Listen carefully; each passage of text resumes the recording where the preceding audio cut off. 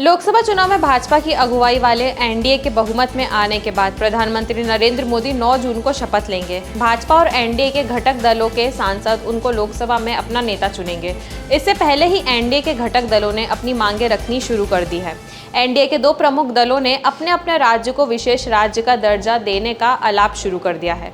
बिहार के मुख्यमंत्री नीतीश कुमार के बेहद करीबी और राज्य के मंत्री जेडीयू नेता विजय चौधरी ने बिहार को विशेष राज्य का दर्जा देने की मांग की है। वहीं टीडीपी के प्रमुख चंद्रबाबू नायडू भी लंबे समय से आंध्र प्रदेश के लिए यही मांग करते आ रहे हैं। आइए जानने की कोशिश करते हैं कि आखिर क्या होता है विशेष राज्य का दर्जा और स्पेशल पैकेज। इसके मिलने पर राज्य को क्या क्या फायदा होगा, आज की इस रिपोर्ट में हम आपको यही बताने वाले हैं। नमस्कार, मैं यशस्वी जोशी स्वागत करती हूँ आपको यूबी मीडिया की पेशकश सियासत नगरी में, जहां हम आपके लिए लेकर आते हैं सियासत के गलियारों से वो खबरें जिनसे आप अनजान हैं। प्रधानमंत्री नरेंद्र मोदी की अगुवाई में अपने दूसरे कार्यकाल के दौरान एनडीए सरकार ने जम्मू कश्मीर से अनुच्छेद 370 के कुछ प्रावधानों को समाप्त कर दिया था। इन प्रावधानों के जरिए राज्य को कुछ खास शक्तियां प्राप्त थी। इसी तरह से संविधान का अनुच्छेद 371 है। इस आर्टिकल के जरिए किसी भी राज्य के लिए विशेष प्रावधान किए जाते हैं तो कहा जाता है कि उस राज्य को विशेष राज्य का दर्जा दिया गया है। साल 1969 में पहली बार 5वें वित्त आयोग ने गॉडगिल फॉर्मूले के आधार पर 3 राज्य जम्मू कश्मीर, आसाम और नागालैंड को विशेष राज्य का दर्जा दिया था।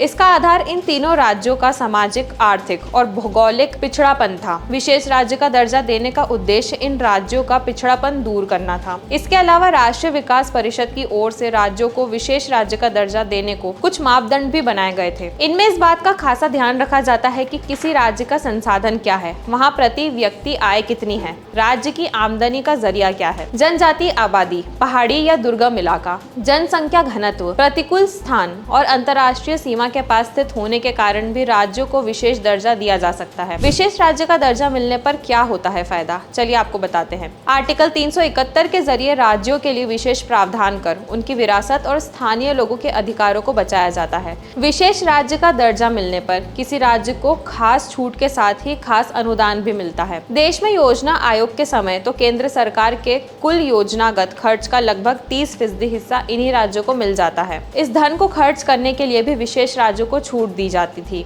यदि केंद्र से दी गई धनराशि किसी एक वित्त वर्ष में पूरी तरह से खर्च नहीं हो पाती थी तो वह अगले वित्त वर्ष के लिए जारी कर दी जाती थी। अमूमन किसी एक वित्त वर्ष में जारी राशि खर्च नहीं होने पर लैप्स हो जाती है। इसके अलावा विशेष राज्यों को कर्ज स्वैपिंग स्कीम और कर्ज राहत योजना का लाभ भी मिलता है। इन सब का उद्देश्य ऐसे राज्यों में विकास को आगे बढ़ाना होता है। इनके अलावा विशेष राज्य का दर्जा मिलने पर वहां चलने वाली केंद्रीय योजनाओं में केंद्र सरकार की भागीदारी बढ़ जाती है। राज्य में उद्योगों को कर में राहत मिलती है। इनमें एक्साइज और कस्टम ड्यूटी भी शामिल है। केंद्र सरकार की ओर से इन राज्यों के लिए विशेष पैकेज तैयार किए जाते हैं जिससे वहाँ विकास को गति मिल सके। इसमें केंद्र सरकार विशेष राज्य को जो धनराशि देती है उनमें 90% अनुदान होता है। केवल 10% राशि ही इन राज्यों को कर्ज के रूप में दी जाती है। इस 10% राशि पर भी ब्याज नहीं लगता है। अब अगर आंध्र प्रदेश और बिहार के लिए टीडीपी और जेडीयू विशेष राज्य के दर्जे पर अड़ जाते हैं तो केंद्र सरकार अपने आगामी बजट में इनके लिए विशेष पैकेज का ऐलान कर सकती है। बताया जा रहा है कि यह विशेष पैकेज 1 लाख करोड़ रुपए तक का हो सकता है। हालांकि यह राशि एक मुश्त नहीं बल्कि साल भर में अलग अलग किश्तों में जारी की जा सकती है। तो चलिए बात करते हैं देश में 11 राज्यों को कैसे मिला विशेष राज्य का दर्जा। फिलहाल देश में 11 राज्यों को विशेष राज्य का दर्जा मिला हुआ है। इनमें उत्तर पूर्व के भी 6 राज्य हैं। आर्टिकल 371A में नागालैंड के लिए ये खास प्रावधान किया गया है कि वहाँ की धार्मिक, सामाजिक परंपराओं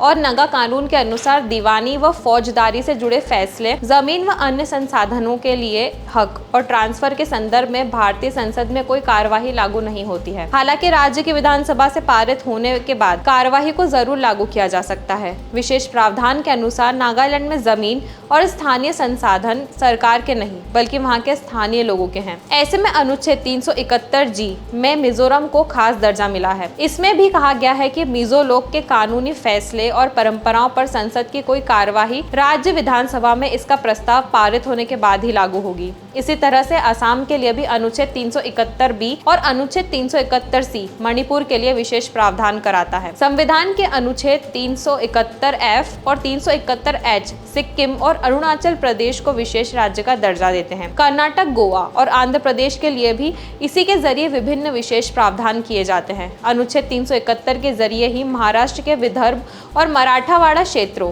गुजरात के सौराष्ट्र और कच्छ के लिए अलग विकास बोर्डों के गठन की शक्ति राष्ट्रपति को मिलती है। तो यह थी हमारी आज की खास रिपोर्ट और आपको यह कैसी लगी, अपने विचार हमसे जरूर साझा करें। अगर वीडियो पसंद आए तो उसे लाइक और शेयर करें, साथ ही चैनल को सब्सक्राइब जरूर करें। सियासत नगरी आपके लिए लाता रहेगा ऐसी ही सियासती खबरें। तब तक के लिए धन्यवाद।